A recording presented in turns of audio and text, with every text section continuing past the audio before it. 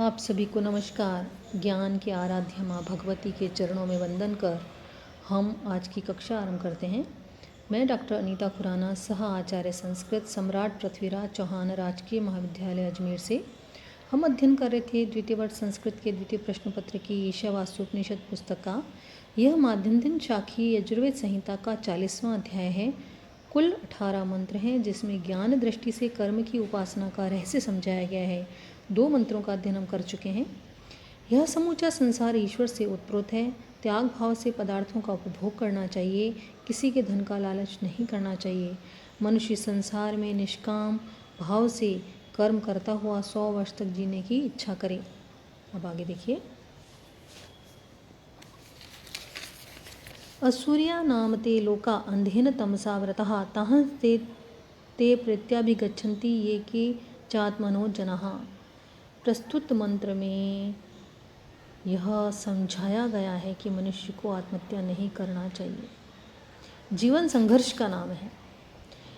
आत्महत्या करने वाले लोग घोर दुख में जीवन वाले जन्म को प्राप्त करते हैं। आत्महत्या शारीरिक भी हो सकती है और मानसिक भी। मानव जीवन सचमुच में अत्यंत दुर्लभ है। ते नाम लोकः सूर्यः अंधेन तमसा व्रतः। वे प्रदेश या स्थितियाँ निसंदेह नाशक अर्थात दुखदायी, सूर्य दुखदायी, अंधेन तमसा आवृतः और गहरे अंधकार से आच्छादित हैं। उन लोगों को, ये जो आसुरी लोग हैं, उनको कौन प्राप्त करता है? तो कह रहे हैं ये के च जनाः आत्मनः, जो लोग आत्मघाती मनुष्य होते हैं। ते प्रेत्य मर करके तान अभिगच्छन्ति, उनको प्राप्त करते हैं। उन आसुरी लोगों को कौन प्राप्त करते हैं? जो आत्मघाती मनुष्य होते हैं। स्वार्थी, प्राण पोषण तत्पर, पापी तथा अविद्या आदि से युक्त लोग होते हैं। उनसे संबंध रखने वाले लोग प्रदेश या शरीर आदि असूर्या कहलाते हैं। वास्तव में मानव शरीर अन्य सभी शरीरों से श्रेष्ठ तथा परम दुर्लभ है। यह जीवन जन्म मृत्यु रूप संसार समुद्र से तरने के लिए प्राप्त होता है। ऐसे शरीर को पाकर भी जो मनुष्य अपने कर्म समूह को ईश्वर पूजा के निमित्त समर्पित नहीं करते तथा कामोपभोग को ही जीवन का परम लक्ष्य मानकर विषयों की आसक्ति और उनके यथेच्छ उपभोग में ही लगे रहते हैं, वे वस्तुतः आत्मा की हत्या करने वाले होते हैं। ऐसे कामोपभोग परायण लोगों को संसार में चाहे कितना विशाल नाम, यश, वैभव, अधिकार प्राप्त हो जाए, मृत्यु के बाद कर्मों के फलस्वरूप पुनः कुकर, शुकर, कीट पतंग आदि विभिन्न शोक संतापपूर्ण आसुर योनियों में और भयानक नरकों में भटकना पड़ता है। इन्हीं का नाम असूरिया लोक है। ये आसुरी स्वभाव के दुष्टों के लिए निश्चित किए गए हैं। ये लोग महान अज्ञानरूप अंधकार से आच्छादित हैं। प्रस्तुत मंत्र में अज्ञान की, अज्ञानी की निंदा की गई है। यहाँ आत्महन से तात्पर्य बुद्धि नाश से है। आत्महंता वस्तुतः वह है जो पूर्ण और अखंड आत्मा को एक देशी और अखंडित मानता है। देह ही आत्मा है, ऐसा मानने वाला अध्यात्म बुद्धि वाला व्यक्ति आत्महंता है, आत्मघाती है। वह उस आत्मा के टुकड़े करने वाला है जो अच्छेद्य, अधार्य और अजर अमर है। आशय यह है कि जो लोग आत्मा को अर्थात अपने को अलग मानकर हनन करते हैं, हिंसा करते हैं, अपने को दूसरों से पृथक समझते हैं, वे असूर्य, ज्योतिहीन, आनंदहीन, अंधतम, दुख, शोक और भय से ग्रसित स्थिति में रहते हैं। एक बार इस मंत्र को पुनः देख लेते हैं। असूर्या नाम ते लोका अंधेन तमसा व्रतः तांस्ते प्रत्याभिगच्छन्ति ये के च आत्महनो जनाः। वे प्रदेश या स्थितियाँ निसंदेह नाशक अर्थात दुखदायी और गहरे अंधकार से आच्छादित हैं। उन लोगों को मरकर वे लोग प्राप्त करते हैं जो कोई आत्मघाती मनुष्य होते हैं। अनेजदेकं मनसो जवियो नैन देवा आपनुवन् पूर्वमर्षत् तद्दाहवतो अन्यान्त्येति तिष्ठत् तस्मिन्नपो मातरिश्वा दधाति। प्रस्तुत मंत्र में ईश्वर के स्वरूप का वर्णन है। प्रस्तुत उपनिषद के प्रारंभ में जिस ईश्वर, ब्रह्म या परमात्मा को सर्वव्यापक बतलाया गया है, उसकी विविध विशेषताओं का प्रस्तुत मंत्र में वर्णन है। वह अकेला, अचल, पुराना, सबसे अधिक गतिशाली है। विभिन्न देवगण भी जो अपने अपने कर्म करते हैं, वे उसी शक्ति के आधार पर करते हैं। एकम अनेजत पूर्वम अर्षत मनसः जवीयः। वह एक नामक अथवा अकेला ब्रह्म अनिजत गतिहीन होता हुआ भी मनसः जब यह मन से भी अधिक वेगशाली है, मनसः जब यह मन से भी अधिक वेगशाली है। देवा एनत न आपनुवन, इंद्रियां आदि देव इस ब्रह्म को प्राप्त नहीं कर सकते, न आपनुवन प्राप्त नहीं कर सकते, क्योंकि यह तो तत्तिष्ठत धावतः ज्ञानत्यति, पहले से पहुंचा हुआ है, स्थिर रहता हुआ भी वह तत्त नामक ईश्वर दौड़ते हुए दूसरों का अतिक्रमण कर जाता है। अज्ञान अत्यति दूसरों का अतिक्रमण कर जाता है। तस्मिन मातरीश्वा अपह ददाति, उस वायु उस परमात्मा में प्राणियों के कर्मों को धारण करता है। मातरीश्वा यहाँ वायु के लिए आया है। तस्मिन मातरीश्वा अपह ददाति, वायु उस परमात्मा में प्राणियों के कर्मों को धारण करता है।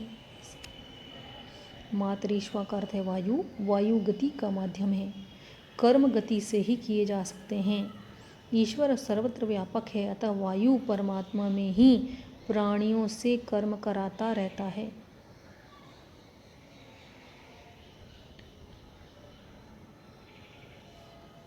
वह ब्रह्म परमेश्वर या आत्म तत्व स्थिर होते हुए भी मन से अधिक वेगवान है। प्रस्तुत मंत्र में कहा गया है मन वायु से भी अधिक गतिशील है। वह एक क्षण में ही सब लोगों की यात्रा कर लौट आता है, किंतु ईश आत्मा सर्वव्यापक और सर्वगत होने से जहाँ जहाँ मन दौड़कर पहुँचता है वहाँ पहले से बैठा रहता है। उसका भाव सर्वत्र है, कहीं उसका भाव नहीं।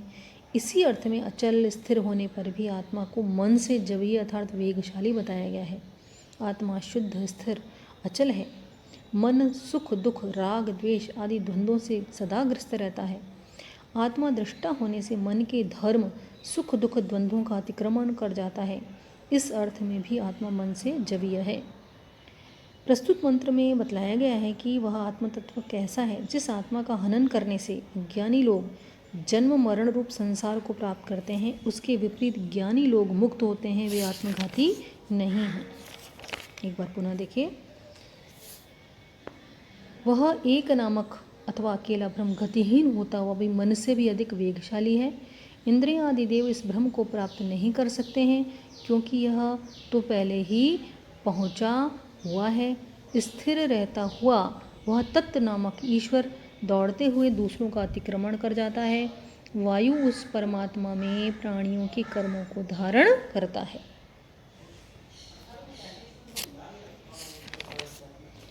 तदेजति तन्नैजति तद्धूरे तद्वंतिके तदंतरस्य सर्वस्य तदु सर्वस्यास्य भायतः। प्रस्तुत मंत्र में परमात्मा में सब प्रकार की शक्तियों और स्थितियों की सत्ता को उसमें विरोधी गुणों की सत्ता बताकर हृदयंगम कराया गया है। वस्तुतः यह प्रथम मंत्र के ईशावास्यम इदम सर्वम यत्किंच जगत्यम जगत का ही व्याख्यान है। तत् एजति तत् न एजति, वह तत् नामक परमात्मा एजति गति करता है, तत् न एजति वह गति नहीं करता है।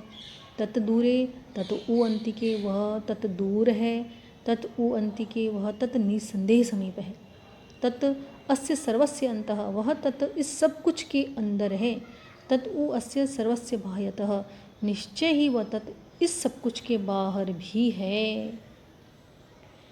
इस आत्म तत्व को चलने वाला और नहीं चलने वाला, दूर और समीप तथा सबके अंतर्गत और सबके बाहर भी बताया गया है।